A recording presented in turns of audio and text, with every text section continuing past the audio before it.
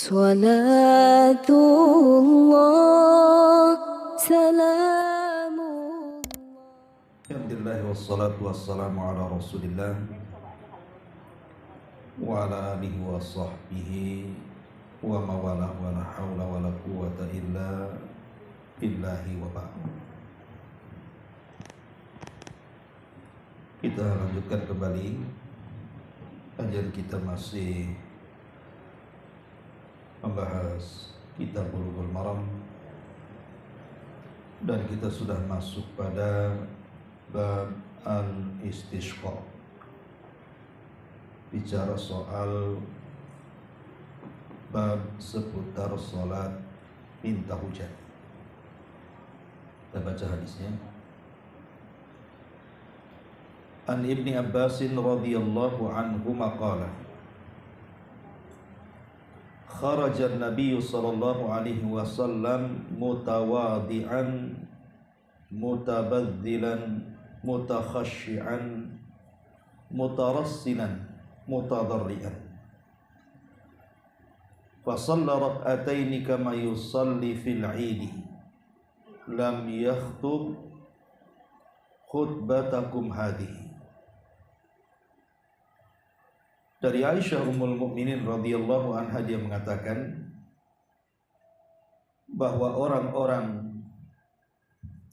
dari Ibnu Abbas radhiyallahu anhu, dia mengatakan Nabi sallallahu alaihi wasallam keluar dengan sangat rendah hati, berpakaian sederhana dan juga khusyuk.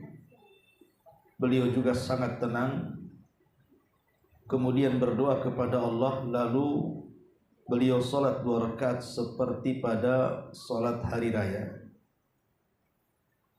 Beliau tidak berkhutbah seperti pada salat hari raya.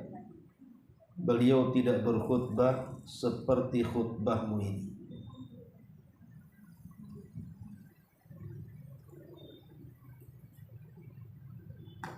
Kemudian hadis yang kedua,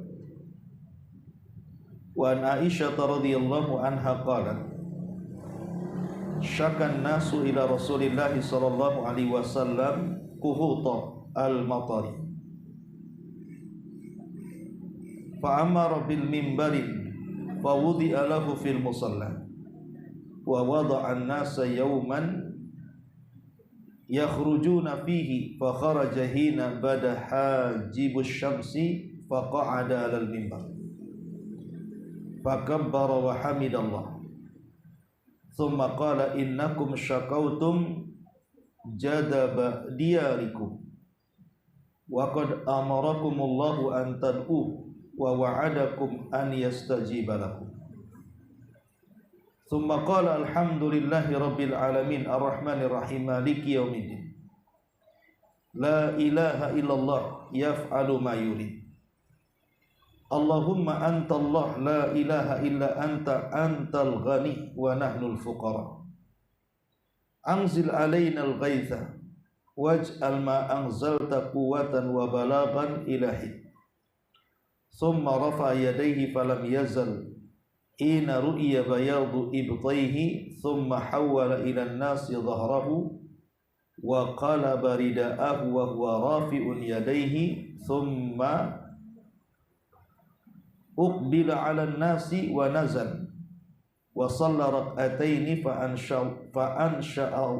ansallahu sahaban fara'adat wa barakat thumma amtarat. Rawahu Abi Dawud. Dari Aisyah Ummul Mukminin radhiyallahu anha bahwa orang-orang pun mengadu kepada Rasul sallallahu alaihi wasallam tentang tidak turunnya hujan. Beliau menyuruh mengambil mimbar dan meletakkannya di tempat salat. Lalu beliau menetapkan hari di mana orang-orang harus keluar. Kemudian beliau keluar ketika mulai tampak sinar matahari. Beliau duduk di atas mimbar, kemudian bertakbir dan memuji Allah. Kemudian beliau bersabda, sungguh kalian telah mengadukan kekeringan di negeri kalian. padahal Allah telah memerintahkan kalian agar berdoa kepadanya, dan Dia berjanji akan mengabulkan doa kalian. Lalu beliau berdoa, segala puji bagi Allah, Tuhan sekalian alam, yang maha pengasih lagi maha penyayang, Raja di hari pembalasan. Tidak ada sembahan yang berhak disembah kecuali Allah, yang melakukan apa yang Ia kehendaki. Ya Allah, Engkaulah Zat yang tidak ada Tuhan selain Engkau. Engkau maha kaya dan kamilah orang-orang fakir. Turunkanlah kepada kami hujan, dan jadikanlah apa yang Engkau turunkan sebagai kekuatan dan bekal hingga satu batas yang lama. Kemudian beliau mengangkat kedua tangannya terus menerus hingga tampak warna putih kedua ketiaknya. Lalu beliau masih membelakangi orang-orang dan mengembalikan selendangnya, dan beliau masih mengangkat kedua tangannya. Kemudian beliau menghadap orang-orang dan turun, lalu salat 2 rakaat. Lalu Allah Subhanahu wa taala mengumpulkan awan, kemudian terjadilah guntur, kilat dan juga hujan. Hadis ini dikeluarkan Al-Imam Abi Dawud. Baik. Ma'asyiral muslimat yang dimuliakan Allah Subhanahu wa taala.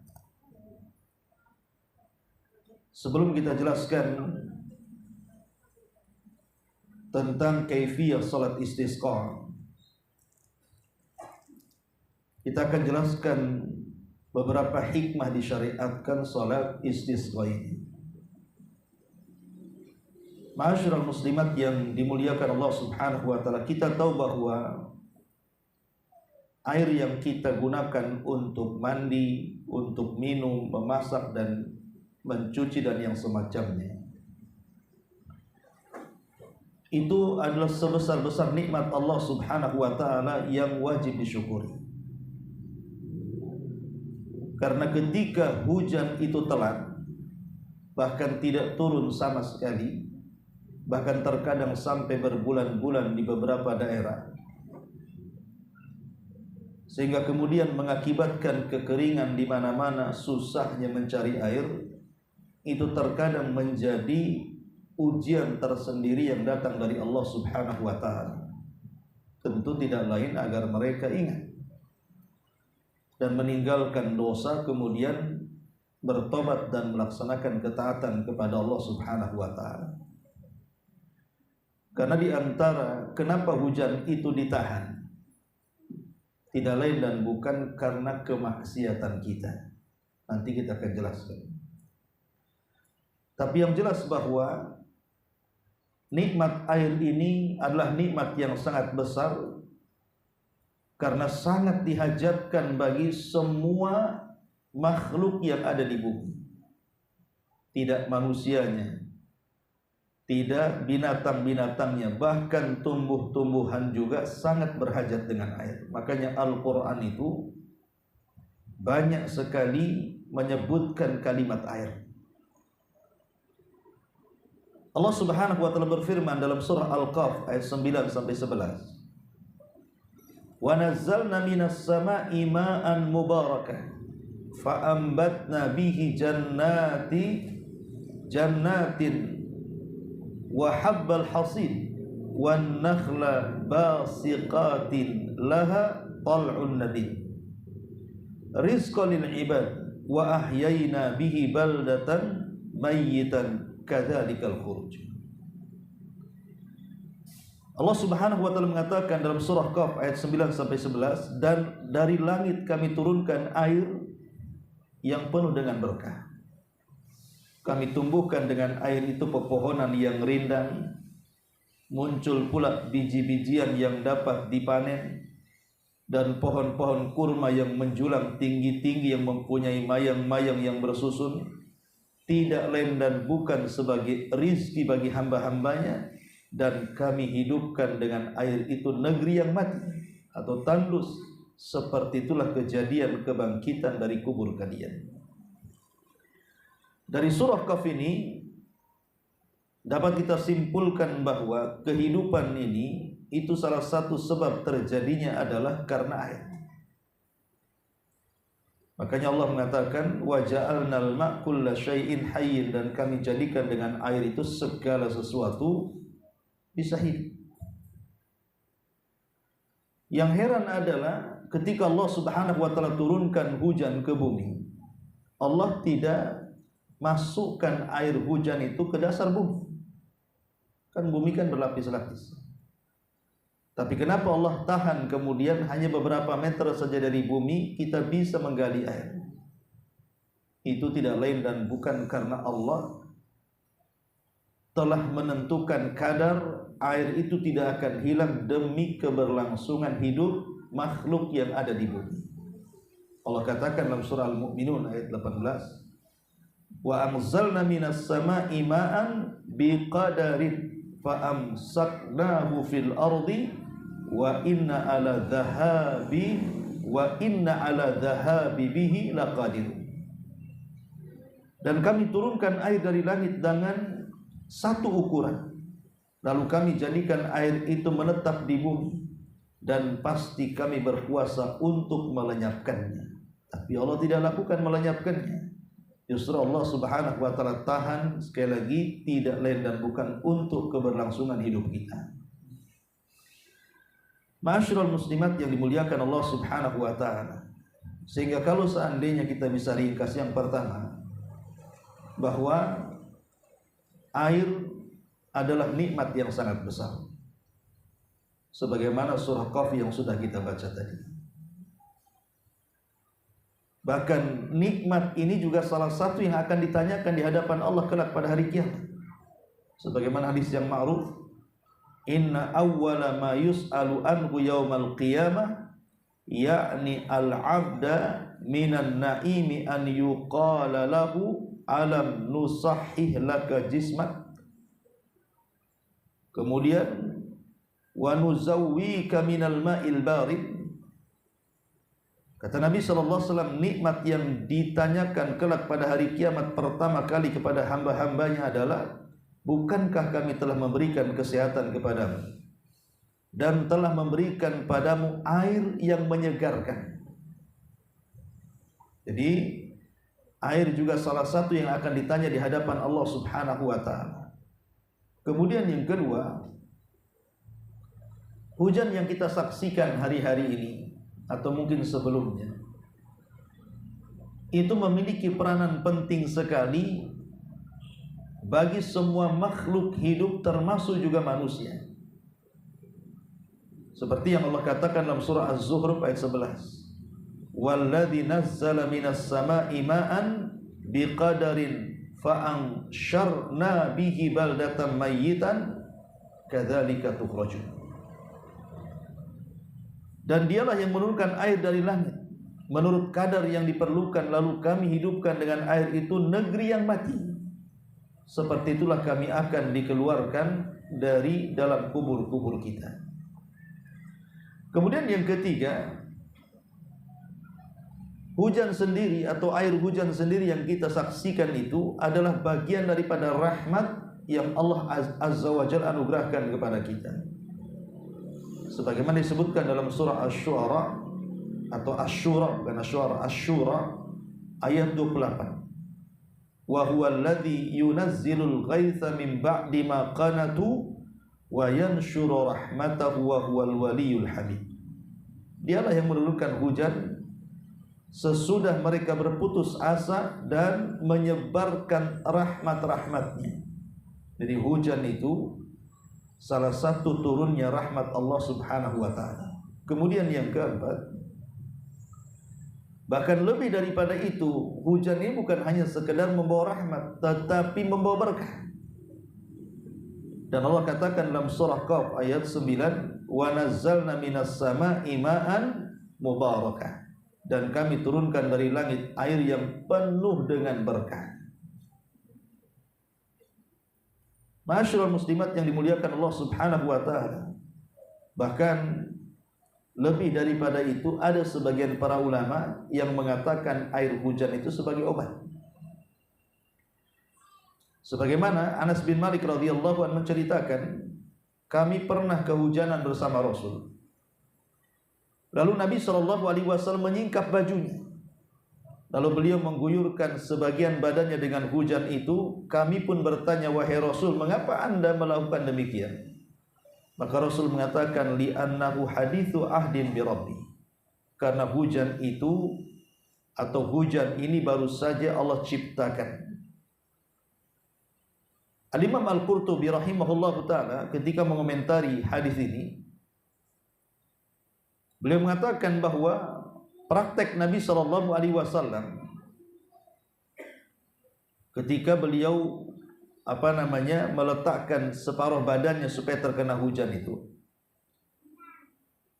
Kenapa Rasul melakukan seperti itu? Tidak lain dan bukan karena at-tabarruk. Beliau mengatakan karena tabarruk. Tabarruk itu minta berkah. Lah ketika kemudian Nabi SAW mengalap berkah dengan hujan, ini menunjukkan bahwa sebagian ulama, kata Imam Qurtubi, bisa dijadikan hujan itu sebagai obat karena Allah menyebut hujan dengan kalimat rahmat dan juga kalimat berkah dan juga kalimat suci. Berarti dalam kandungan hujan itu ada rahmat, ada berkah, ada suci.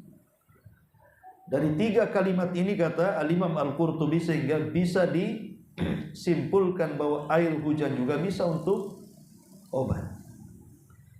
Tetapi sebagian para ulama mengatakan tentu tidak boleh kita menyandarkan obat-obatan ini kepada hujan.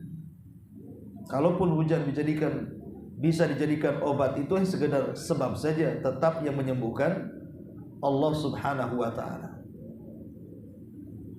Dan kalau seandainya belum ada nas Al-Quran atau hadis ataupun penelitian bahwa hujan itu bisa dijadikan dalil sebagai obat-obatan, maka kita tidak perlu kemudian meyakini seperti itu.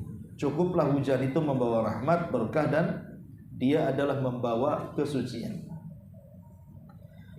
Jadi itulah diantara manfaat kenapa hujan itu begitu penting bagi kehidupan manusia. Dan kehilangan hujan itu sama dengan bala, bencana.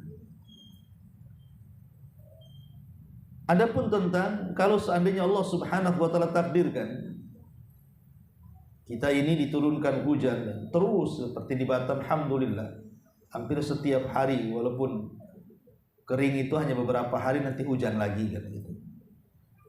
Berarti ibu harus paham tentang adab-adab turun hujan, karena di tempat kita ini sering hujan. Lalu apa adab-adabnya? Tentu yang pertama, Nabi SAW ketika beliau melihat ada mendung, jadi kalau beliau melihat ada mendung, maka Nabi SAW terkadang ketakutan. Ketakutan, dikhawatirkan bahwa mendung ini bagian daripada azab Allah Subhanahu wa ta'ala. Jadi tanamkan rasa takut kepada Allah, jangan-jangan di bagian daripada azab Allah Subhanahu wa ta'ala, seperti yang terjadi kepada kaum Ad. Ketika datang awan hitam, disangkanya hujan, rupanya itu pula awal daripada azab. Di balik awan itu ada angin yang mengangkat semua manusia ke langit, kemudian membunuh mereka semua tanpa ada yang hidup. Jadi yang harus dilakukan adalah kalau melihat awan yang nampak menakutkan, hitam, kelam, dan begitu seterusnya, maka tanamkan perasaan takut. Kemudian yang kedua, kalau memang betul-betul rupanya awan itu mendatangkan hujan, sudah nampak rintik-rintiknya, bahkan boleh jadi derasnya, maka bersyukurlah kepada Allah Subhanahu wa ta'ala dengan membaca doa, Allahumma sayyiban nafi'ah. Ya Allah, semoga hujan yang kau turunkan kepada kami ini menjadi hujan yang bermanfaat. Allahumma sayyiban nafi'ah. Kemudian yang ketiga, turunnya hujan ini ada kesempatan terbaik untuk memanjatkan doa-doa kita. Karena di antara salah satu waktu mustajab doa adalah ketika turun hujan. Karena disitulah turun rahmat dan berkah. Maka banyak-banyak berdoa, doa apa saja terserah. Yang jelas yang baik-baik. Kemudian yang keempat, kalau seandainya hujan ini nampaknya kok tidak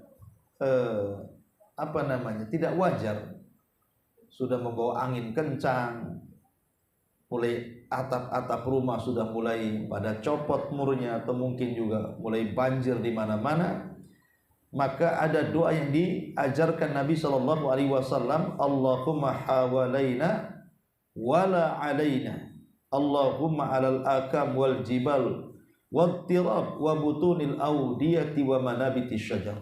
Kata Rasul, ya Allah, turunkanlah hujan di sekitar kami, bukan untuk merusak kami. Jadi ya Allah, turunkan hujan sebagai rahmat bagi kami, dan jangan kau jadikan hujan itu sebagai azab bagi kami. Kalau memang harus seperti itu, maksudnya lebat bisa merusak, maka kata Nabi sallallahu alaihi wasallam, ya Allah, alihkanlah hujan itu ke dataran-dataran tinggi, gunung-gunung, bukit-bukit, perut-perut lembah, dan tempat tumbuhnya pepohonan. Kita minta dialihkan dengan membaca doa ini. Kemudian yang kelima, mengambil berkah. Mengambil berkah dengan cara menyentuhkan sebagian badan kita ke hujan, tangan kita, dari jendela, dari pintu gitu, biar terbasuh tangan kita itu, atau badan kita, atau syukur-syukur ibu mau hujan-hujanan, ya. Udah tua Ustaz, tidak apa-apa, ya. Masuk kecil kurang bahagia katanya. Karena hadis tadi Nabi sallallahu alaihi wasallam kalau turun hujan beliau mengatakan innahu haditsu ahdin bi rabbi. Karena hujan itu baru saja Allah ciptakan. Maksudnya kalimat Allah ciptakan itu, maksudnya hadis ini bahwa hujan itu baru saja menurunkan rahmat Allah subhanahu wa ta'ala. Kemudian yang keenam, boleh kita berwudu dengan air hujan, karena air hujan itu disifati tahur, suci. Bisa kita mandi junub, bisa kita wudu, bahkan kita bisa digunakan untuk masak juga, karena itu air yang sangat bagus sekali. Kemudian yang nomor 7, jangan mencela hujan. Jangan sekali-kali mencela hujan, karena mencela hujan itu sama dengan mencela yang menciptakannya, dan yang menciptakan hujan adalah Allah subhanahu wa ta'ala. Kemudian yang nomor 8, berdoa setelah turunnya hujan. Jadi kalau selesai hujan, berdoa kepada Allah subhanahu wa ta'ala dengan mengatakan apa? Mutirna bifadlillah, mutirna bifadlillah, kami dihujani karena karunia Allah. Karena ada sebagian orang yang Nabi SAW mengatakan dia beriman dengan aku, kata Allah, dan kufur dengan bintang. Tapi ada sebaliknya, orang yang beriman dengan bintang, kufur denganku. Siapa mereka? Adapun yang pertama, orang yang beriman dan kufur dengan bintang adalah orang yang mengatakan mutirna bifadlillah. Tetapi bagi yang kufur dengan Allah dan beriman kepada bintang mengatakan mutirna binau'i kadza wa kadza, kami dihujani oleh bintang ini dan itu. Kenapa demikian? Karena di zaman jahiliyah mereka meyakini bahwa bintang atau peredaran bintang itu mempengaruhi kehidupan manusia, termasuk turun dan tidaknya hujan. Jadi orang jahiliyah itu selalu menasabkan hujan itu kepada bintang. Makanya kemudian Nabi SAW melarang, tidak boleh. Tidak boleh seseorang itu menasabkan hujan dengan adanya bintang ini dan itu. Tapi katakanlah mutirna bifadlillah, kami dihujani karena karunia Allah subhanahu wa ta'ala. Ini kalau seandainya Allah subhanahu wa ta'ala memang berikan nikmat dengan menurunkan hujan kepada kita. Taib.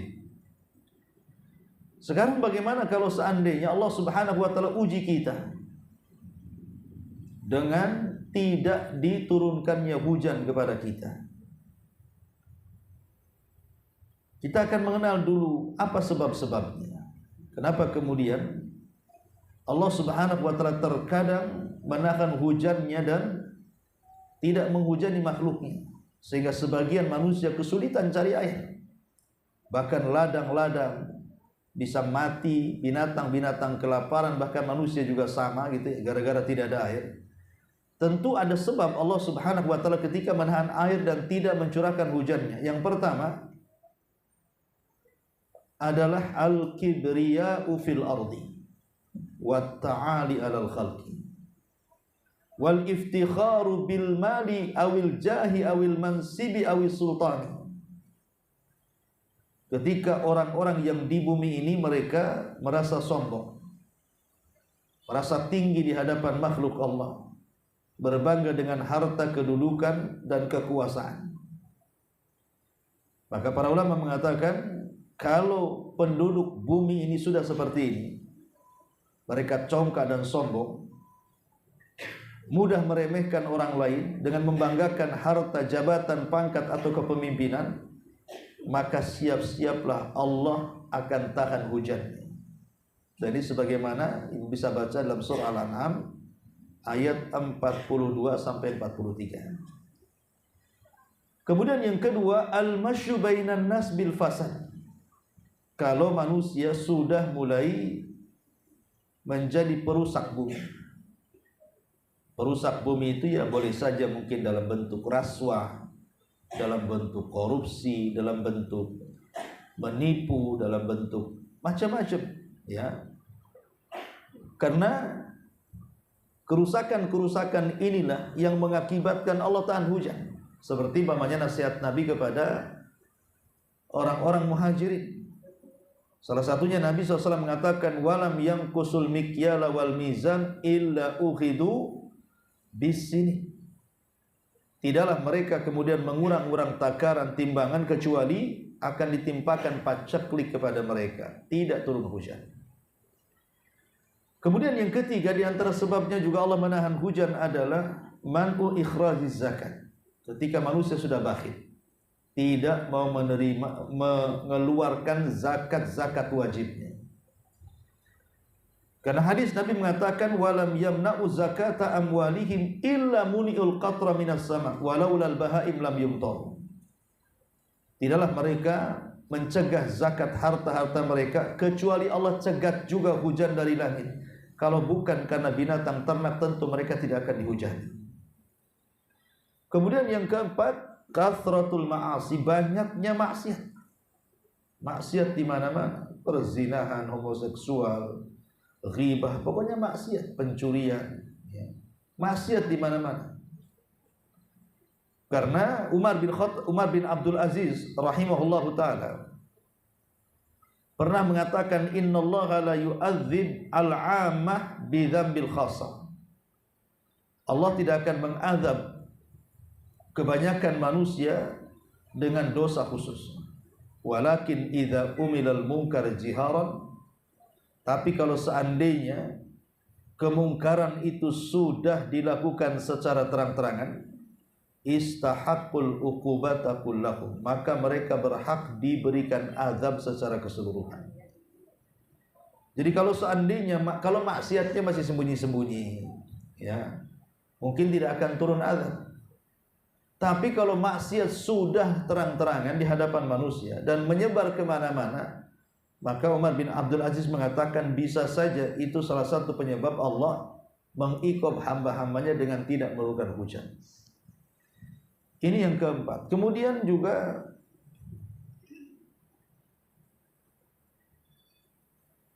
dosa-dosa yang lainnya, ya mungkin secara umum lah, dosa-dosa, semua dosa itu juga menjadikan susahnya hujan.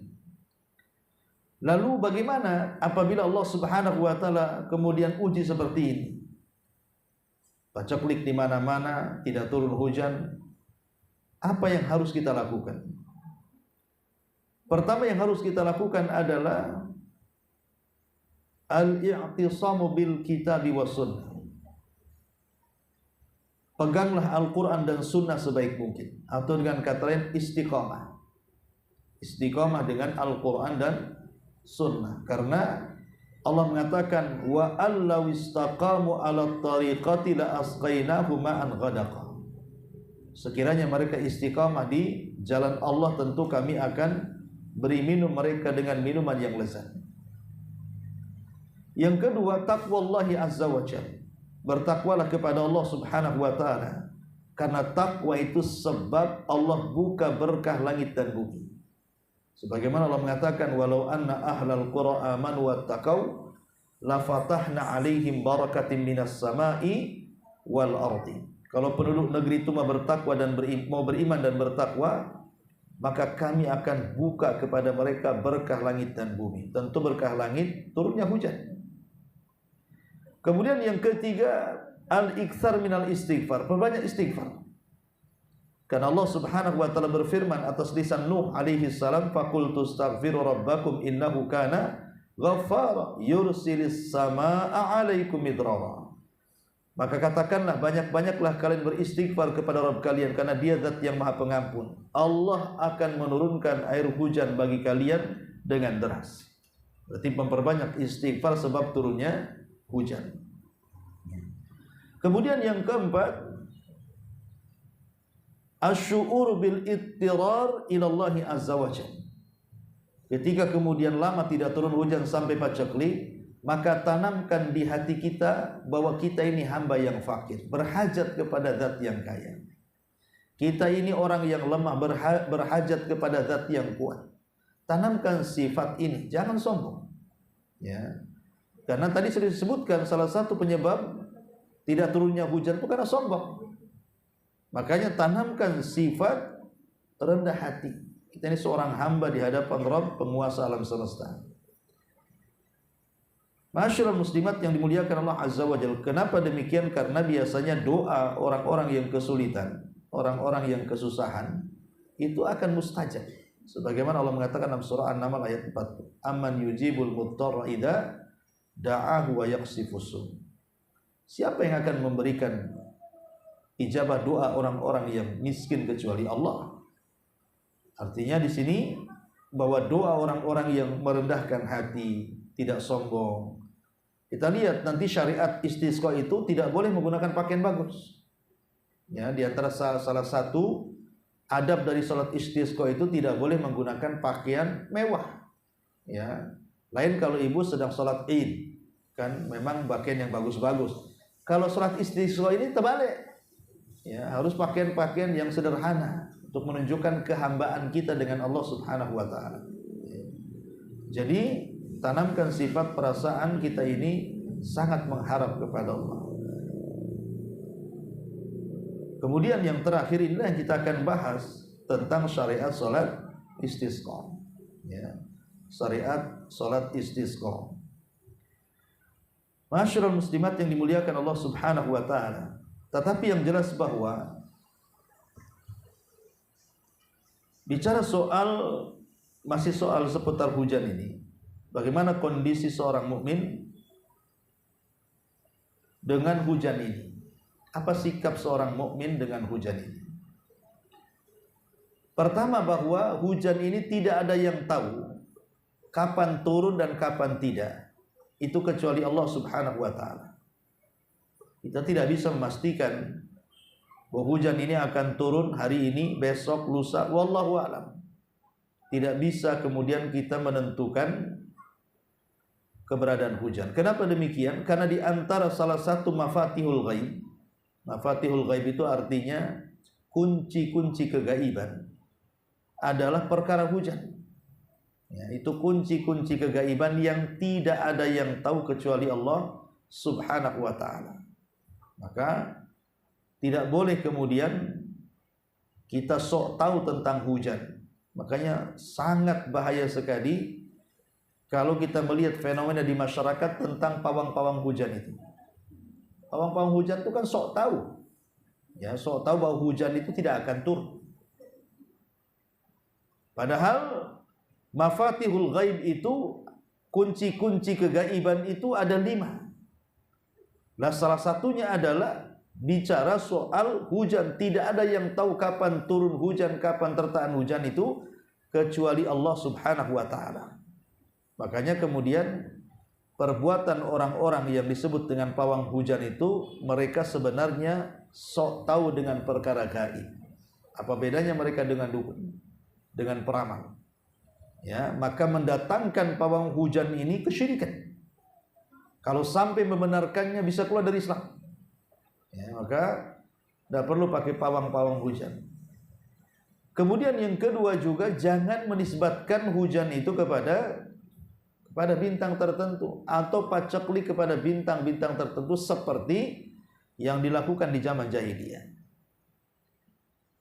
Jadi tidak boleh menisbatkan baik secara istiqlal, maksudnya tersendiri bahwa bintang anu yang menghujani gitu ya, ataupun dijadikan sebab padahal bukan sebab.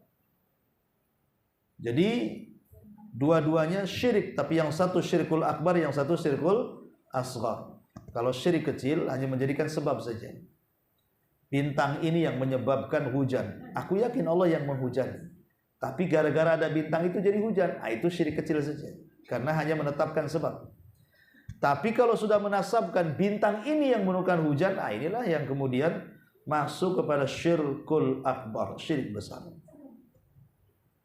Ini dua poin yang mungkin ada kaitan dengan permasalahan akidah ya. Baik, kita mulai syarah daripada hadis yang kita bahas di sini. Ma'asyiral muslimat yang dimuliakan Allah Subhanahu wa taala. Di sini Abdullah bin Abbas radhiyallahu anhuma, beliau menceritakan kepada kita bagaimana kondisi di zaman Rasul pernah terjadi paceklik hebat. Maka Nabi SAW pun kemudian keluar dalam kondisi sangat sederhana dan sangat khusyuk dan betul-betul meminta kepada Allah Subhanahu wa taala agar Allah Subhanahu wa taala menurunkan hujan. Taib. Tentang salat istisqa ini, pertama hukumnya dulu. Bagaimana hukum salat istisqa ini? Maka para ulama mengatakan bahwa hukum salat istisqa ini adalah sunnah muakkadah. Jadi salat istisqa itu termasuk sunnah muakkadah. Karena Nabi SAW apabila tidak turun hujan, maka beliau langsung mengadakan salat istisqa dan meminta hujan. Di zaman Nabi enak, Nabi SAW yang berdoa. Tapi selepas wafatnya Nabi, maka menganjurkan kepada orang-orang yang soleh yang ada di sekitar kita, meminta kepada orang yang soleh yang ada di sekitar kita untuk mendoakan kita akan turunnya hujan kepada Allah. Seperti yang terjadi di zaman Umar bin Khattab, pernah terjadi paceklik hebat. Maka orang-orang pun datang kepada Abbas, paman Rasul. Kemudian Abbas pun menjadi imam dalam salat istisqa dan dia pun berdoa kepada Allah Subhanahu wa taala. Jadi kalau terjadi istisqa, cari orang-orang baik, orang-orang soleh untuk berdoa. Tapi intinya bahwa hukum dari salat istisqa ini adalah sunnah muakkadah. Sebagian para ulama mengatakan bahwa ketika salat istisqa itu sebaiknya mengeluarkan semua manusia, baik orang-orang yang sudah tua, baik anak-anak yang belum balik gitu kan. Libatkan saja. Ya, orang-orang yang sudah tua renta, bahkan mungkin yang sudah sakit pakai kursi roda. Kalau memang bisa dilibatkan, libatkan. Datangkan ke tanah lapang. Dan ini sebagaimana dikatakan oleh Imam Ibnu Qudamah rahimahullahu taala bahwa ketika salat istisqa itu sebaiknya dua manusia yang harus banyak dikeluarkan, kata Imam Ibnu Qudamah. Pertama, ahluddin, orang yang memang bergelut dalam agama, yang mungkin ustaz-ustaz, kiai-kiai, orang-orang saleh gitu ya.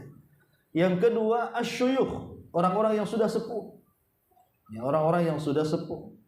Kata beliau, li'annahu asra lil ijabah, karena dengan keluarnya dua manusia ini akan mempercepat pengabulan doa. Akan mempercepat pengabulan doa, kata Imam Ibnu Qudamah. Adapun perlukah kemudian salat istisqa ini mengeluarkan hewan-hewan? Ibu yang punya kucing dibawa kucingnya, Ibu yang punya kambing digeret kambingnya, yang punya sapi digeret sapinya. Ya, umpamanya ibu punya peliharaan, punya burung ya dibawa sangkar-sangkarnya. Ya. Apakah perlu membawa binatang itu? Karena ada sebagian ulama seperti pendapat Al-Qadhi Abu Ya'la itu disunahkan mengeluarkan al-bahaim, terutama binatang-binatang ternak untuk melaksanakan sholat istisqa. Ya tentu binatang itu tasbih sendiri, dia punya tasbih sendiri, kita tidak tahu. Ya, tidak sama sholatnya dengan kita. Itu kata Qadhi Abu Ya'la mengatakan sunnah hukumnya. Tetapi walaupun demikian, kita tidak pernah menemukan satu dalil pun dari Al-Quran atau hadis-hadis Nabi SAW bahwa Rasul pernah membawa hewan-hewan ternak saat melaksanakan sholat istisqa. Hingga dari sini sebagian para ulama mengatakan ghairu mustahab, tidak disunahkan. Adapun tentang waktunya sholat istisqa ini kapan? Ya, sholat istisqa ini dimulai setelah terbit matahari dan biarkan meninggi sedikit satu tombak ke langit. Artinya di waktu sholat duha, awal waktu sholat duha atau awal waktu sholat syuruk. Itulah startnya boleh seseorang itu melaksanakan sholat istisqa. Sampai kapan? Sampai terbenam matahari. Dan tidak disunahkan malam-malam. Ya, ada yang mengatakan bagaimana kalau malam-malam? Tidak disunahkan malam-malam. Jadi disunahkan itu cuma mulai dari pagi sampai terbenam matahari. Tetapi sebagian para ulama boleh dilakukan malam hari karena alasannya bahwa sholat istisqa itu tidak tertentu waktunya. Tidak bisa ditentukan waktunya maksudnya. Sholat istisqa itu bisa malam bisa siang. Karena namanya tidak turun hujan kan siang malam gitu ya. Kata Imam Ibnu Qudamah rahimahullah ta'ala seperti itu. Ma'asyiral muslimat yang dimuliakan Allah subhanahu wa ta'ala. Kemudian juga hendaklah ketika sholat istisqa itu jemaah yang hadir di situ itu mengangkat kedua tangan tinggi-tinggi. Seperti orang yang istighatsah. Jadi semakin tinggi tangannya diangkat, maka semakin cepat pengabulannya. Makanya Rasul itu saking tingginya berdoa, tangannya menengadahkan ke langit sampai kedua ketiaknya nampak. Saking kan kalau doanya gini kan nggak nampak ketiaknya, tapi berarti kan Rasul sampai begini, sampai nampak gitu ya. Menunjukkan bahwa ketika doa dalam sholat istisqa itu adalah dengan cara mengangkat tinggi-tinggi tangan kemudian berdoa kepada Allah. Kemudian sebagai bentuk tafaul. Ya, tafaul itu ya semacam optimis bahwa Allah akan menurunkan hujannya adalah dengan tahwilur rida indal istisqa. Ibu membalik kain ketika sholat istisqa. Jadi kalau pakai serban ya dibalik gitu ya. Ibu kalau mungkin bawa kain yang tadinya begini nanti dibalik gitu. Jadi boleh seseorang itu, tapi kalau nggak ada yang bisa dibalik ya tidak mungkin juga buka baju balik kan gitu. Artinya ya kain-kain yang memungkinkan yang nempel ke badan kita itu dibalik sebagai bentuk tafaul. Ya optimisme kita kepada Allah supaya Allah mengabulkan doa-doa kita, dan itu tanda kita ini betul-betul merasa miskin di hadapan Zat yang Maha Kaya.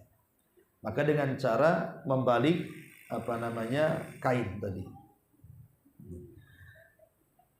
Sekarang bagaimana? Boleh nggak seseorang itu melaksanakan istisqa itu umpamanya tidak, ya hujan sih hujan, tapi tidak ada hajat kali gitu ya.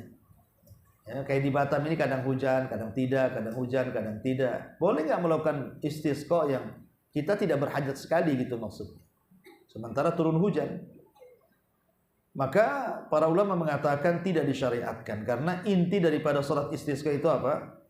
Minta hujan. Loh, kalau sudah hujan ngapain Pak diminta kan? Berarti sholat istisqa itu hanya disyariatkan ketika terjadi paceklik hebat. Ya. Dan tidak boleh seseorang ketika sholat istisqa itu melaksanakan maksiat. Ya, tidak boleh kita kumpul di Tanah lapang tuh orang berdoa ibu begibah pula di situ. Ya. Jadi hindari perbuatan-perbuatan dosa di tanah lapang saat istisqa itu, karena itu bukan waktunya. Justru ketika kemudian ada orang yang kemudian melakukan dosa saat sholat istisqa, itu pula yang mencegah sholat istisqa-nya tidak akan ada gunanya. Seperti satu kisah yang disebutkan dalam athar tentang kisah di zaman Bani Israel. Memang sebagiannya ulama melemahkan, tapi banyak dinukilkan oleh para ulama tentang kisah Nabi Musa. Ya. Jadi zaman Nabi Musa terjadi paceklik hebat luar biasa. Akhirnya kemudian Nabi Musa mengajak Bani Israel untuk ke tanah lapang. Maka mulailah Nabi Musa salat, kemudian berdoa. Tapi tidak kunjung dikabulkan doanya. Awan yang tadinya hitam malah memutih. Sehingga Nabi Musa heran. Kemudian berdialog dengan Allah Subhanahu wa taala, "Ya Rabb, kenapa doaku tidak dikabulkan?" Padahal dia Kalimur Rahman, dia ulul azmi, dia nabi yang paling terkenal dari nabi-nabi Bani Israel.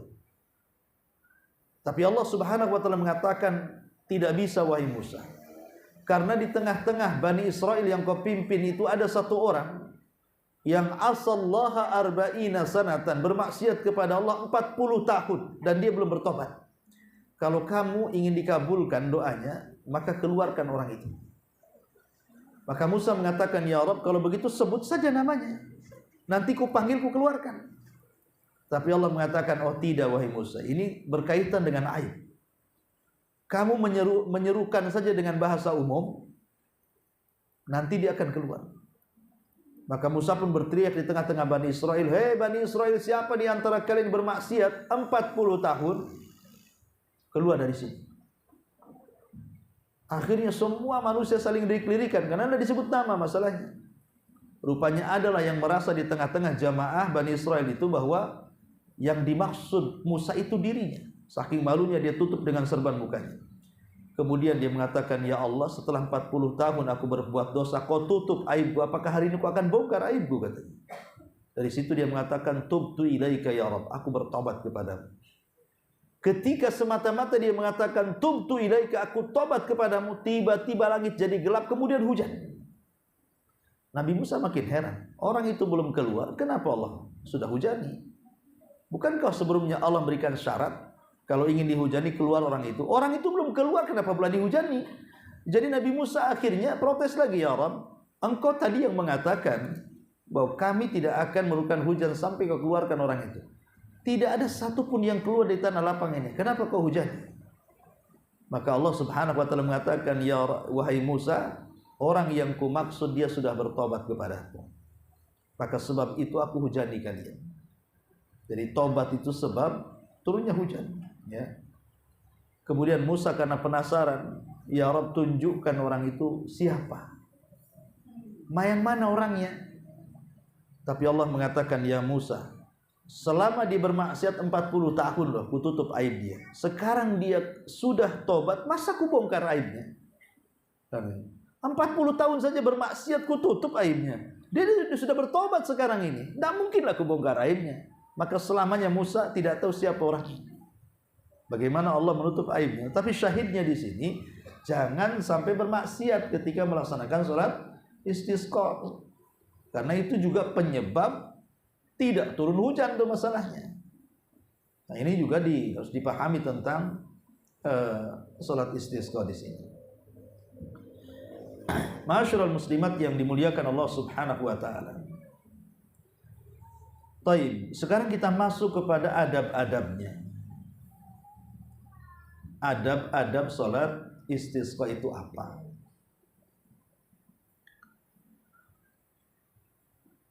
Yang pertama, di antara adab-adab salat istisqa,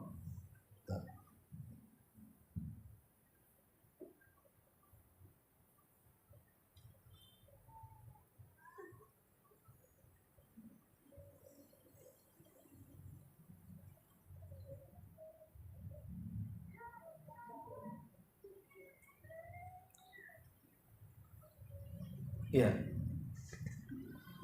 Pertama di antara adab-adab salat istisqa, yang pertama adalah betul-betul diniatkan. An-niyatu as-salihatu. niat yang baik penuh dengan keikhlasan. Karena ikhlas itulah yang menyebabkan doa-doa kita ini akan mustajab. Jadi makanya kenapa dihindari jangan sampai riya dengan memakai baju-baju bagus, kemudian tas-tas bermerek dibawa ke tanah lapang, bergaya-gaya, itu nggak akan dikabulkan tuh istisqa. Kenapa? Karena menyelisih adab istisqa. Ya, memang harus betul-betul ada keikhlasan di dalam hati kita ini supaya mudah dikabulkan oleh Allah Subhanahu wa taala. Kemudian yang kedua di antaranya adalah sepanjang perjalanan dari rumah ke tempat istisqa itu hindari perbuatan dosa yang sudah saya jelaskan tadi. Jangan sampai bergibah sepanjang jalan, tetapi perbanyak zikir kepada Allah Subhanahu wa taala. Kalau salat ini itu kan ada syariat takbir gitu ya. Ada syariat takbir, tapi karena dalam salat istisqa ya tidak ada syariat takbir. Cuman perbanyak istighfar saja. Perbanyak istighfar, mengucapkan astagfirullah, astagfirullah gitu ya. Menunjukkan bahwa kita ini sedang bertobat, mengiklankan tobat kepada Allah Subhanahu wa taala. Karena di antara yang menyebabkan turun hujan tadi dijelaskan di sini adalah kathratu al-istighfar, memperbanyak istighfar ya.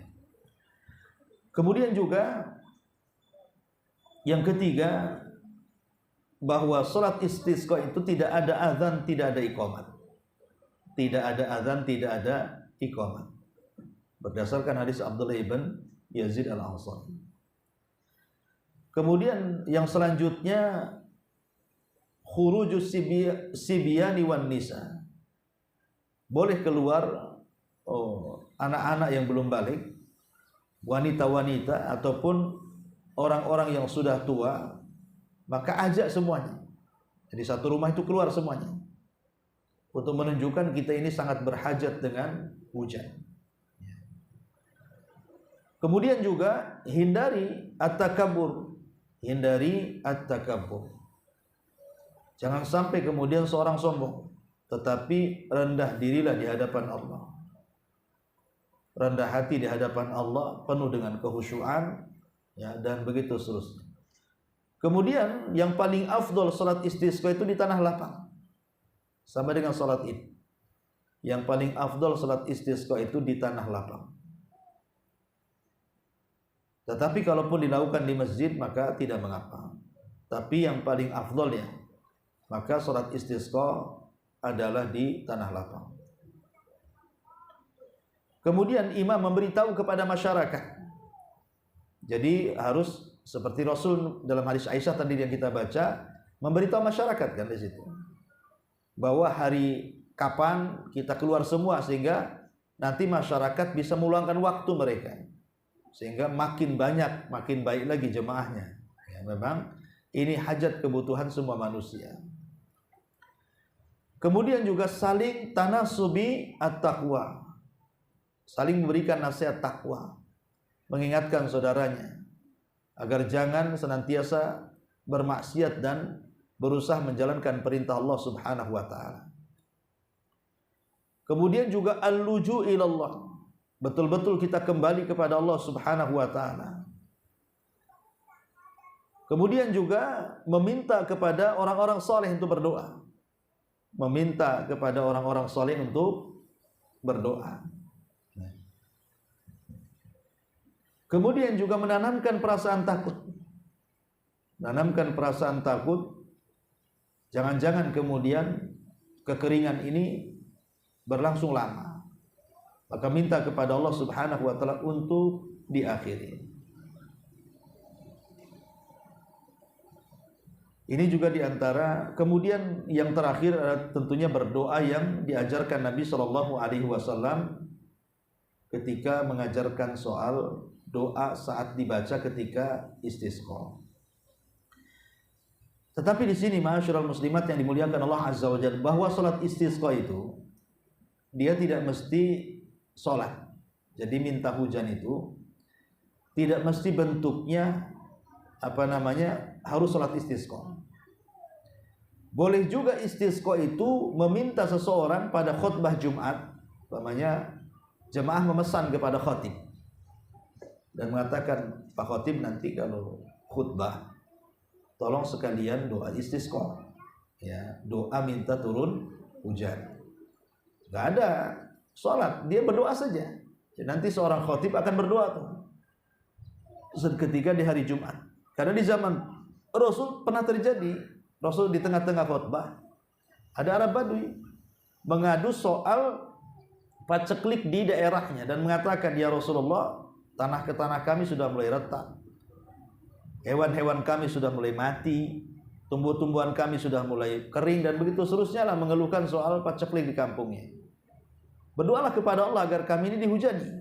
Maka Rasul tiba-tiba langsung mengangkat kedua tangannya dan mengatakan, Allahumma agithna, Allahumma agithna, Allahumma agithna, ya Allah, tolonglah kami, tolonglah kami, tolonglah kami. Tiba-tiba belum lagi Rasul menurunkan tangannya sudah hujan.